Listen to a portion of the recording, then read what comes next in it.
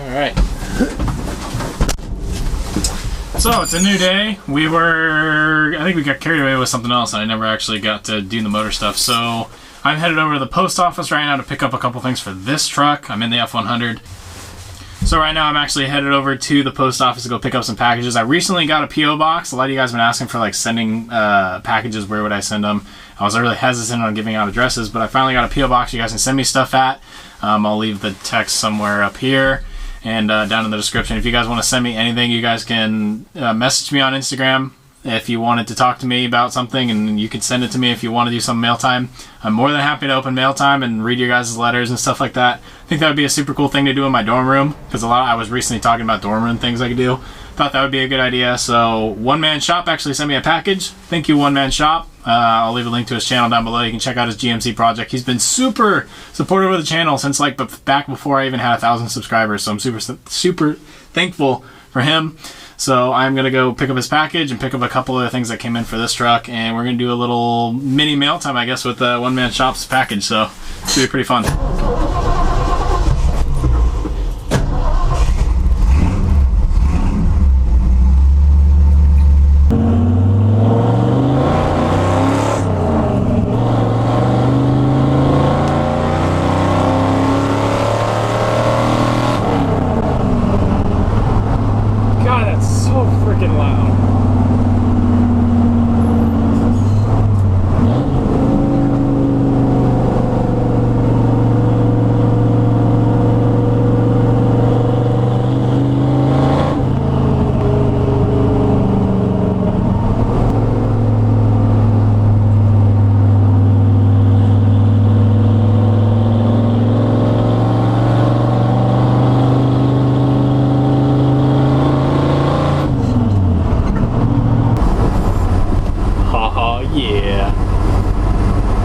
Look at that.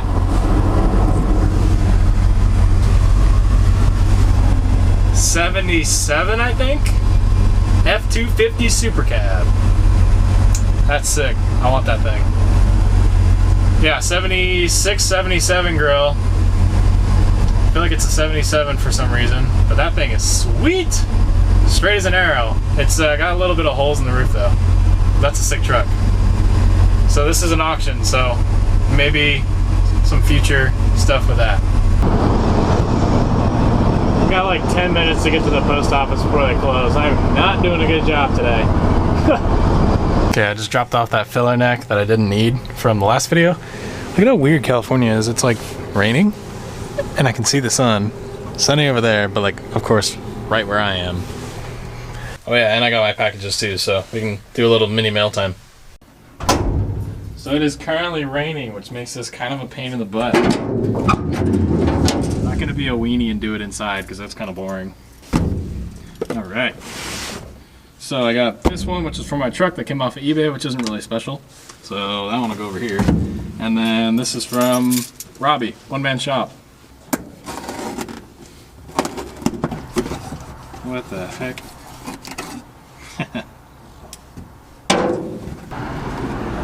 Look at that.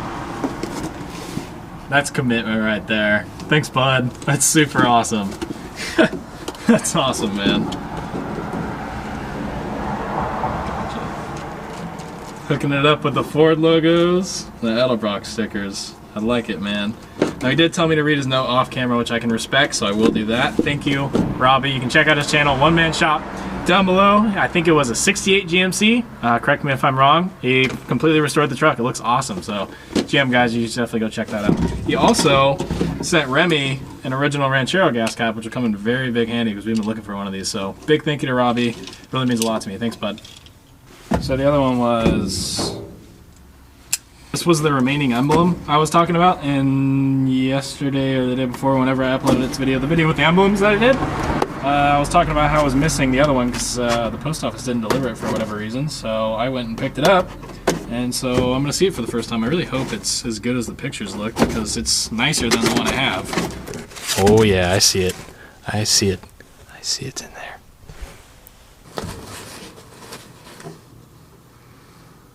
Yeah, it's better than what mine is, but not perfect, but I wasn't really expecting perfect.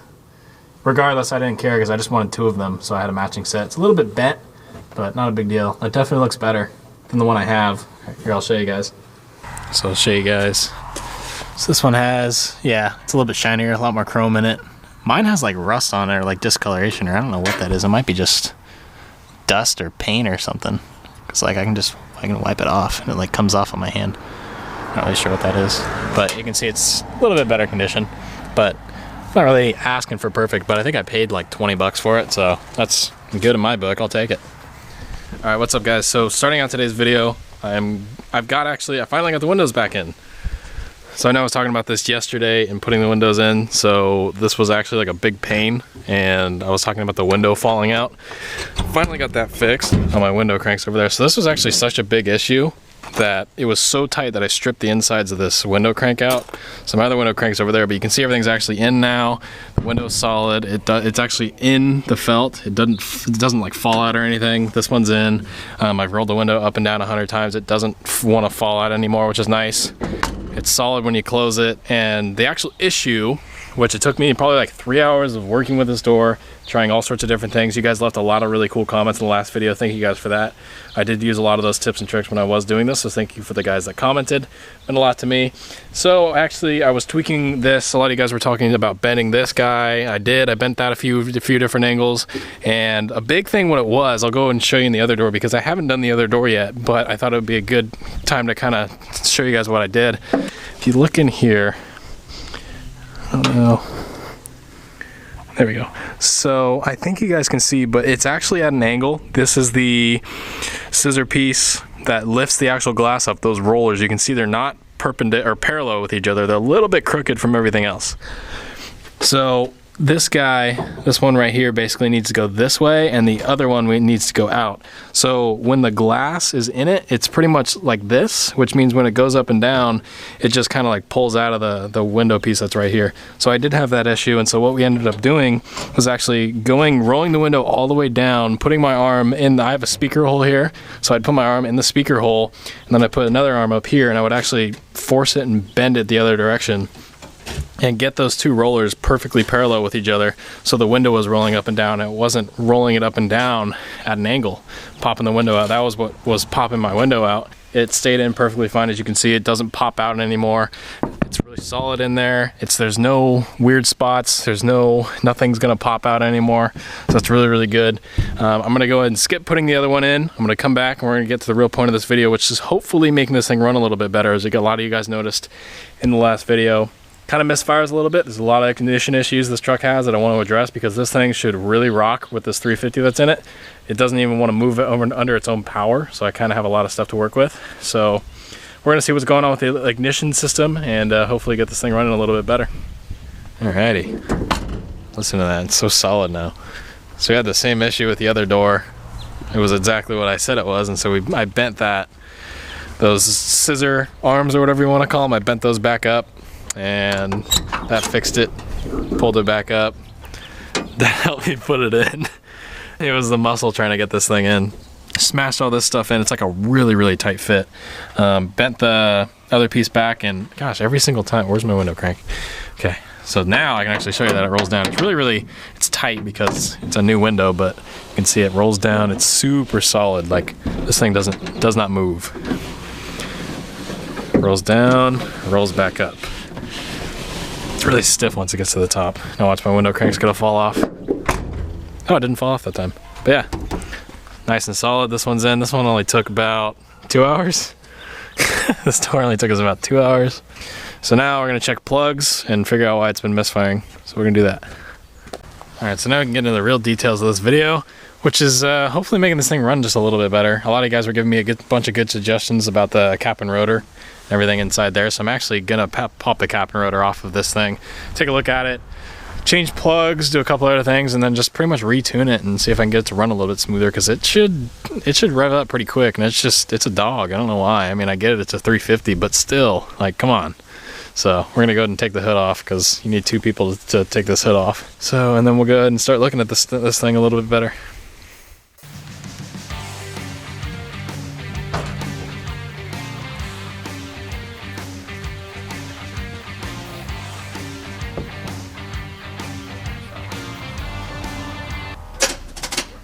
Son of a poop. Dang it. How the heck did it die?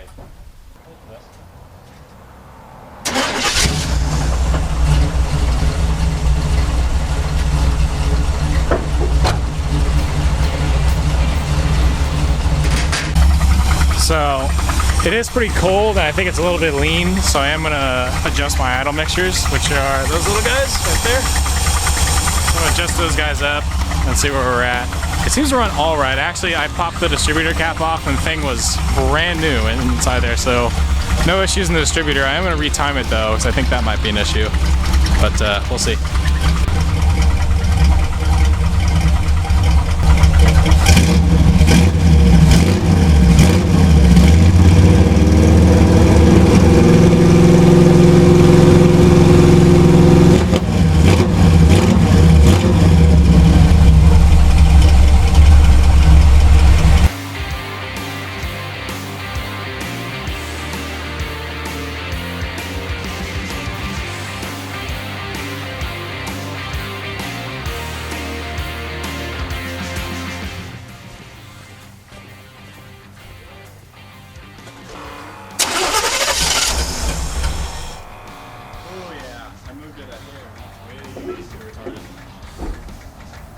Now it's too retarded because I touched it too much.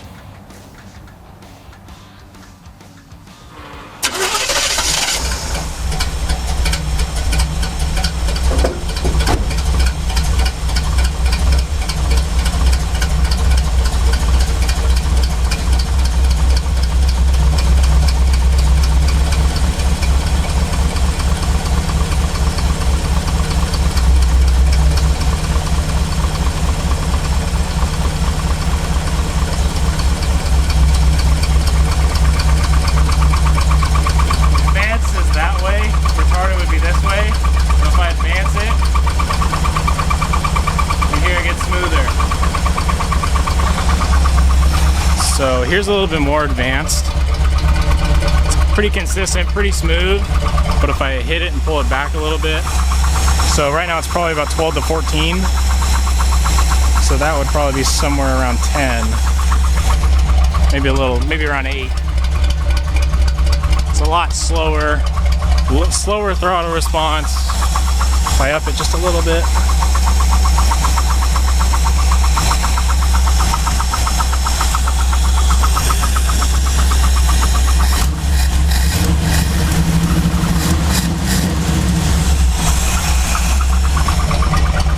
A little bit better. So, looking a little bit better. Now see, yeah, the motor used to shake like crazy. Now it's not really shaking quite as much. So, it was definitely too retarded. So just a little bit of movement. Not too crazy. Runs a little bit better now. Alrighty, look at how good it looks. So I got the truck out front now. A little update. So I actually did get a timing light. I actually brought the F100's battery out, hooked it up there. So I got my power source there. Timed it at 14 degrees with no vacuum advance. I wonder if I can actually show you guys. It's really hard to see in here. I don't know if you guys can see the little blue cap on the vacuum advance hose, and then there's another one on the carburetor. But I went ahead and I put that on because for some reason small blocks in general, I don't know about the Mopars, but I know the small block Chevys, and I have the exact same setup on my Ford. 14 degrees before top dead center, and you take the vacuum advance off and you plug it. You plug the carburetor side and you put a plug on the distributor side. They seem to run really well. They have very good throttle response. They're really like get up and go pretty quick. Doesn't lean out. It's not too rich. It seems to be perfect. A lot of people don't like that because they say it won't make your engine last nearly as long. I mean, I can understand that, but I'm kind of like in between. It's just like, do you want your motor to last long and be a turd, or do you want it to like get up and go and have fun with it? So I have the same setup on both these trucks now. 14 degrees with no vacuum advance seems to run great. So, but the only issue I'm having now with this truck is I drove it around a little bit. I just didn't have the camera on me because I was working, tuning, stopping. I didn't want to deal with the camera. But it kept dying on me around corners. I wanted to lean out, I could tell. So I'd go around a corner. I'd be going perfectly straight and I could get on it pretty good. But when I would go around a corner and I'd put my foot in it the same amount, it would like stutter and lean out a little bit. And I know right away that my float level has to be low. Because if you think about it, you got your float bowl and it's only filled halfway, maybe even less than halfway. It's straight, all your fuel is there, it can go into your jets, into your squirters, but if you go around a corner, it sloshes to one side. and there's no fuel on the other side, so one squirter doesn't get any fuel, so it'll lean out. And so that's what I think is happening. And when I go around a corner or when I move it, it kind of sloshes around because there's not enough in there, and so it doesn't get any fuel to one of the squirters, and so it leans out around a corner. So I think I need to raise the float level to allow more fuel in the bowls. But my issue is I can't take the hood off because no one's home to help me take the hood off. This is not on hinges, so you have to lift it up and take it off, and I will scratch the hell out of it trying to take it off by myself, and I'm not doing that when I just got it painted. And I'm like the only one on spring break right now, so like no one's around. So that sucks. But it does drive really good. Suspension's good, brakes suck, they're terrible. You have to go all the way to the floor and push them pretty hard to get them to go, but once it's at the floor, the thing will stop great. But the travel there is kind of concerning. But I mean, they're manual disc brakes in the front and then drums in the rear. There is no booster. So I think that's a pretty good indicator. And I think the proportioning valve is gone in the thing. I've already bled the brakes like 3 times. So I think the proportioning valve in it sucks. So I think that's my issue. And the master cylinder sucks, but it's like $200 to replace. And I'm just like, it stops. So I don't really want to. But regardless, it runs good now. I messed with my air fuel a little bit more. I'll go ahead and fire it up again. But yeah, I had fuel pickup issues too in the back. The fuel pickup, that metal line that goes in, has a rubber hose on it, and it kind of like, as fuel sloshes around it, it won't catch fuel, so it dies too. I seem to have that issue. Well, now you don't want to run. But it's a little bit rich, you can see it. So I think this side's still a little rich. But it was really rich. This side's good. No smoke out of that. But see, now the idle picked up, sounds a little bit better now.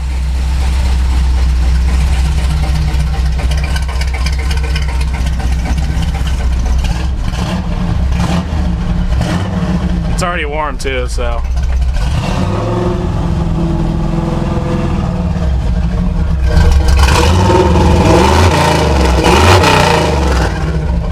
I seem to have all the throttle response. Before I actually took the vacuum advance off, when I got above 3 grand, the thing would stutter like crazy because it was advancing the timing too much, because it was at anywhere above 10, typically 11, 12, 13, 14, when you're getting up in those high timing areas. It seems to stutter because it'll advance the timing too much. That's why motors ping when you get in a higher RPM. A lot of issues like that seem to happen. So I literally didn't change a single thing, but take that vacuum advance line off and plug those 2 sides. Thing ran incredible. It was like crystal clear smooth when I got up to, I held it at 4 grand. Just at an idle, I held it up at 4 grand, and it, oh, my fuel pump died again.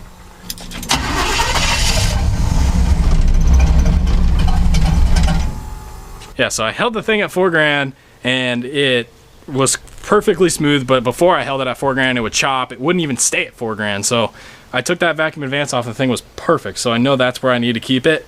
And then I messed with air fuel, made sure both sides were evenly tuned. I think I need to lean this side out a little bit more. As you saw, there was a little bit of smoke coming out of it. And when I would rev it up, you'd see black smoke. Black is fuel, unburnt fuel, that's what that is. So as you can see, it died. I'll show you why, and it's not anything wrong, but it's what I said with the fuel inlet. So listen, so you hear the fuel pump's on, it's doing its thing, but watch this.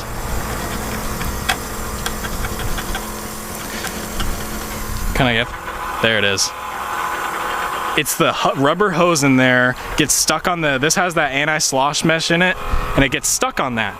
And so when it gets stuck on that, it doesn't pull fuel and it wants to die. So now watch, it'll fire right up. Okay, perfect. It's just for some stupid reason, I don't know why, but it's really irritating. But I mean, look at it.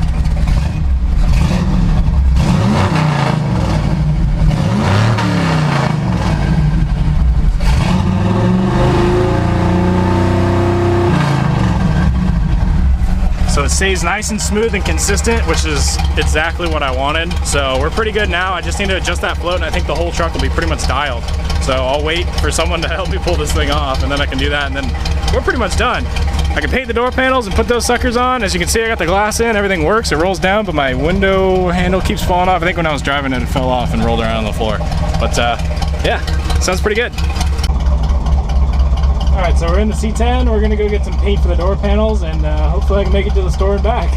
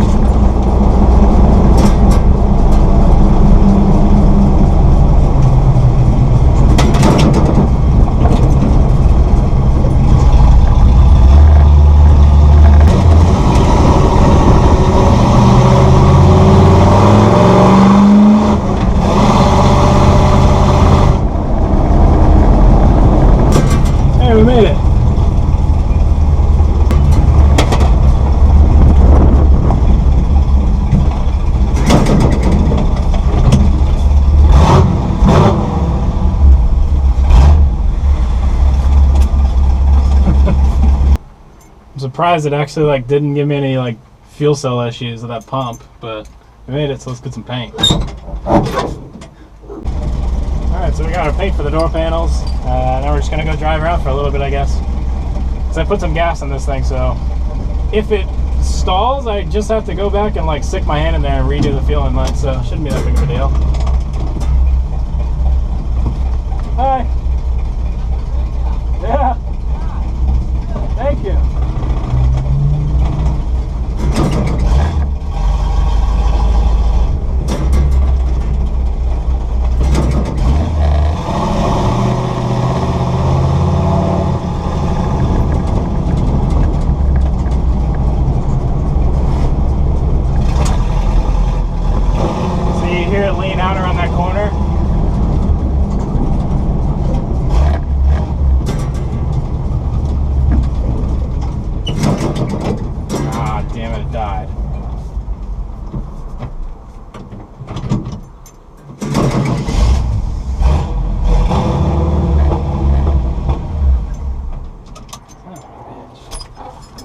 Gotta go do it again.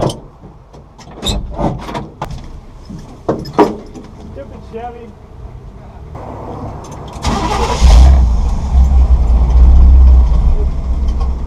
Nope.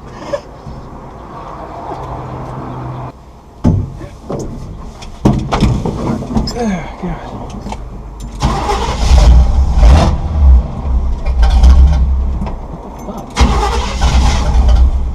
That's why I don't drive this truck. Everyone asks me, like, why don't you drive it? This is why.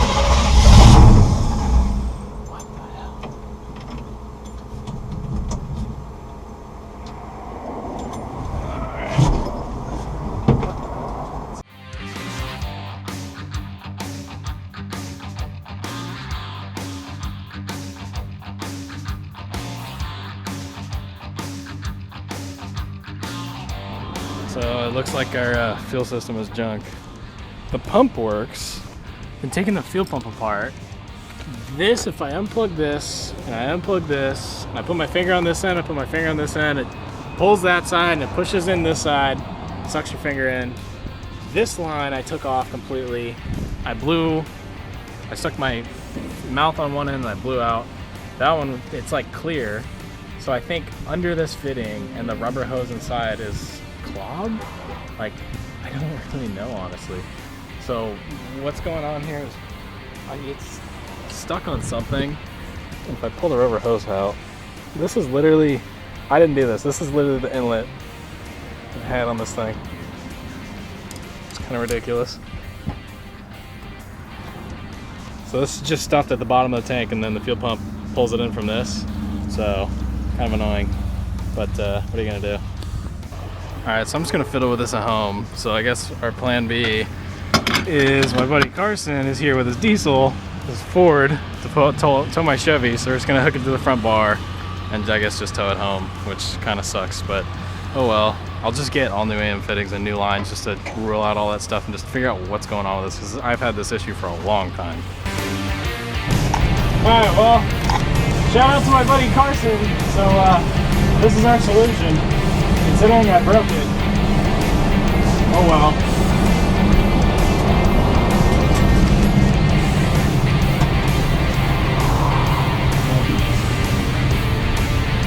I gotta just stop the line. This is like, oh, there it is.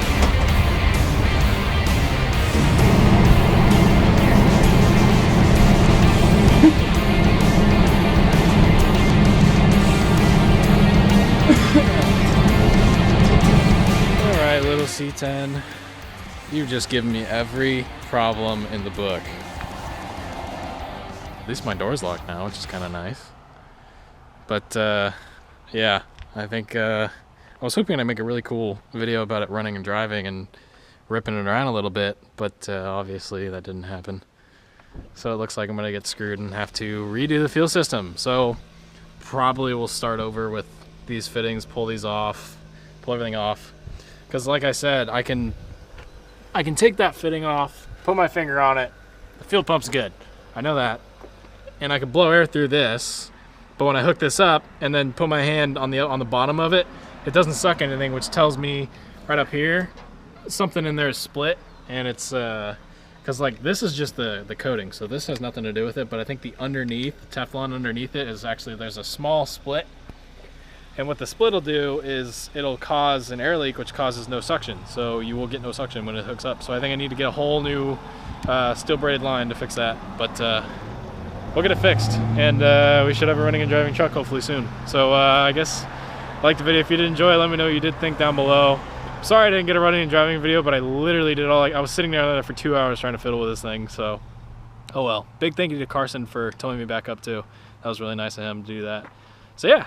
I'll see you guys in the next video. Thank you so much for watching. No.